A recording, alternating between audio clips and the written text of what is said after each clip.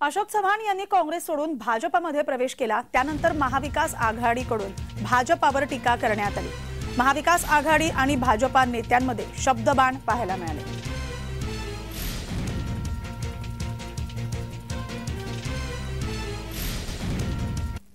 मला असं वाटतं भारतीय जनता पार्टीची स्वतः फार ताकदवान पक्ष समजते। मला समजत ताकदवान माणसाला दुसऱ्याच्या मदतीची गरज पडते, दुसरे पक्ष फोडण्याची गरज पडते। याचा अर्थ तुमची ताकद जे आपण म्हणतो ना की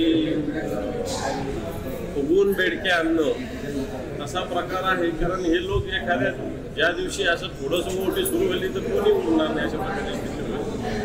आपल्या मालकाला पण थोडा आरसा दाखवला असता तर नासवलाय ह्या शब्दाचा दुसरा अर्थच आता संजय राजाराम राऊत झालेला आहे। म्हणून तुम्ही कितीही वालगाना करा, आता काय तुमच्या महाविकास आघाडी नावाचा हे जे काय फलक आहे त्याला तुम्हीच जाऊन त्याच्यावर हार टाका।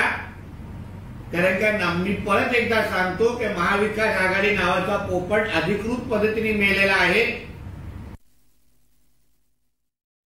केंद्रीय एजन्सीचा ससेमिरा त्यांच्या मागे लावण्याचं काम सुरू झालेलं होतं।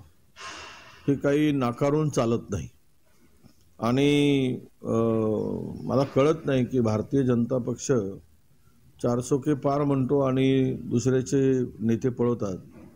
म्हणजेच यांच्यावरच विश्वास राहिला नाही अशी परिस्थिती देशामध्ये आहे।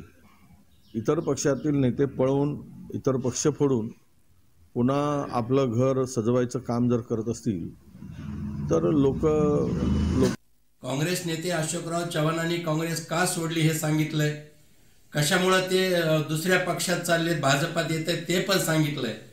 पण विजय वडट्टीवार ज्यांना स्वतःचं घर आपल्याला सांभाळता येईना आणि मग आपल्या घरातले माणसं बाहेर चालले तर ते खापर फोडतायत केंद्र सरकारचा दबाव म्हणून, तपास यंत्रणा म्हणून।